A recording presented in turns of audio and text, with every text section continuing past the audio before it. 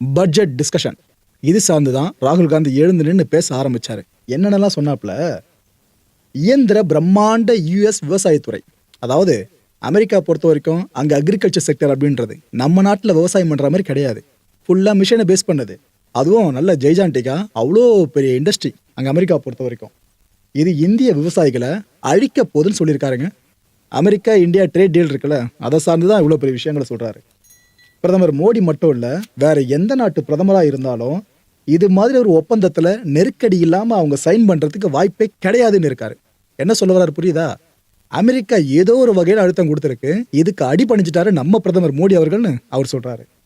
அதானியோட வழக்கை காட்டி மோடியோட கழுத்தை அமெரிக்கா நெரிச்சிடுச்சு, அதனால தான் பாரத மாதாவை வித்துட்டாங்கன்ற மாதிரி சொல்லியிருக்காருங்க. எவ்வளோ பெரிய வார்த்தைகள் தெரியுதா இது? அமெரிக்கா தன்னை சர்வாதிகாரியாக காட்டுறதுக்கு இந்தியாவை பயன்படுத்திக்கிட்டு இருக்கு அப்படின்ற விஷயத்தையும் அவருங்க சொல்லியிருக்காரு. இந்தியா அமெரிக்கா டீல் இருக்குல்ல, இது நம்ம நாட்டோட எரிசக்தி துறையை பாதுகாப்பே காலி பண்ணிடுச்சு.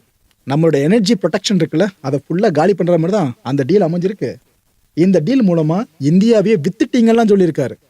இந்தியா மீதான வரி இருக்குல்ல, அது 3% இருந்து 18% உயர்ந்திருக்கு.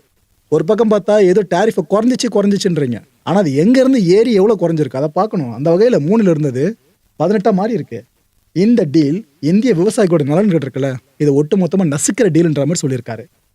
ஆர்டிஃபிஷியல் இன்டெலிஜென்ஸ், இந்த ஒரு மாடலை ட்ரெயின் பண்ணணும் அப்படின்னா நிறைய இன்புட் அதை எடுத்துக்கும் பார்த்தீங்களா, அதை ரன் பண்ணி தானே அது ஃபுல்லாக ட்ரெயின் ஆகும். ஸோ இந்த ஏஐக்கு தேவையான தரவுகளை இந்திய வர்த்தக ஒப்பந்தத்தின் மூலமாக இந்தியர்களோட தரவுகளை இலவசமாக நீங்கள் அமெரிக்காவுக்கு போகிற மாதிரி மோடி அரசு வழிவகை செஞ்சிடுச்சு அப்படின்னு ஒரு மிகப்பெரிய குற்றச்சாட்டு சுமத்திருக்காருங்க.